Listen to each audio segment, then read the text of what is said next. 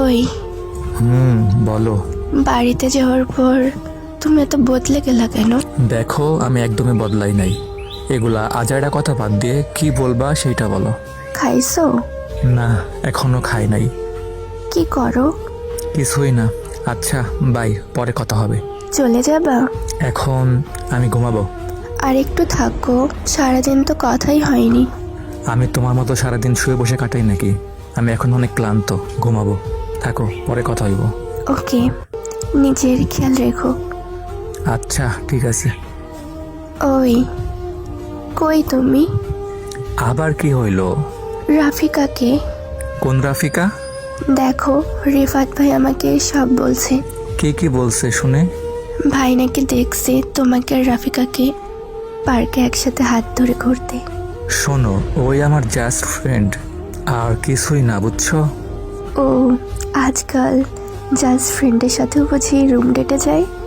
ও আচ্ছা, মানে কি বলতে চাও একটু বুঝাই বলবা? রিফাত ভাইয়া দেখছে তোমরা আবাসিক হোটেল থেকে বের হচ্ছ। আচ্ছা, তাহলে তো সব জেনেই গেছো। ওর সাথে আমার 1 বছরের সম্পর্ক। আমাদের সম্পর্ক 2 বছরের। মানে তুমি আমাকে 1 বছর ধরে ঠকাইছিলে? বোঝার ট্রাই করো। রাফিকাকে আমি অনেক ভালোবাসি, আর রাফিকাও আমাকে অনেক ভালোবাসে, বুঝছো? তাহলে আমি কে? তুমি আর আমি না হয় সব সময় ফ্রেন্ড হয়ে থাকবো।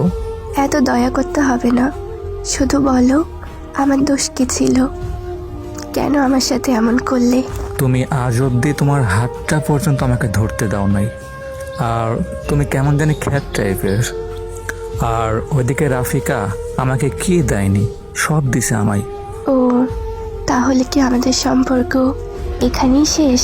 হ্যাঁ, আর এটা মনে রাখো, আর কিছুদিন পর আমি রাফিকাকে বিয়ে করতেছি। ও, আর শোনো, তুমি বিয়েতে আসলে আমি অনেক খুশি হব। আর হ্যাঁ, আমাকে আর আজকের পর থেকে বিরক্ত করবো না, প্লিজ। আমাকে কেন ঠকালে? কেন মিথ্যা স্বপ্ন দেখালে? প্লিজ, এইসব নিয়ে আমি আর কথা বলতে চাই না, এইসব নিয়ে কথা না বলাই বেস্ট।